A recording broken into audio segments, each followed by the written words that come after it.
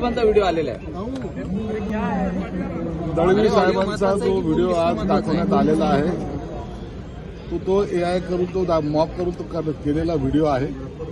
दळवींनी स्वतः त्याच्यावर स्पष्टीकरण दिलेलं आहे.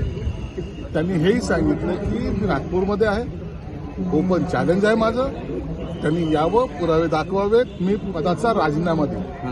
या स्टेजला जेव्हा एखादा आमदार जातो त्या टायमाला त्याचा असलेला कॉन्फिडन्स त्याच्याकडे असतो. AI करून हा कुणाचाही फोटो दाखवू शकतात. उद्या हे अख्ख्या आमदारांचा सुद्धा अशा व्हिडिओ करू शकतात.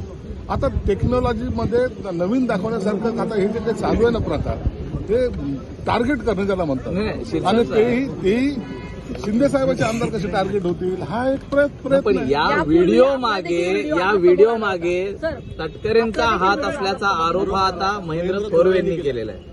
घरचाच भेदी आहेत म्हटले आणि राष्ट्रवादी आमचा मित्रपक्ष असूच शकत नाही असं देखील वक्तव्य. आता त्यांनी काय वक्तव्य केलं मी ते ऐकलेलं नाही, परंतु अशा पद्धतीनं एखाद्याला बदनाम करायचा जर कट असेल, मागे एकदा व्हिडिओ केला होता, तेही दाखवण्याचा प्रयत्न केला होता. आता हे असे नादान बालिशपणाचे जे प्रकार आहेत ना ते वाढत चाललेले आहेत. आता आम्ही म्हणजे लोकप्रतिनिधी सुद्धा कसं याला फेस करायचं हा एक प्रश्न आमच्या समोर आहे. अंबादास दानवेंनी तो व्हिडिओ ट्विट केला आहे. तुम्ही राष्ट्रवादीला मित्रपक्ष मानता? बघा, महायुतीमध्ये आम्ही आहोत. शिवसेना असेल, भाजप असेल किंवा राष्ट्रवादी असेल, आम्ही मित्रपक्ष आहोत.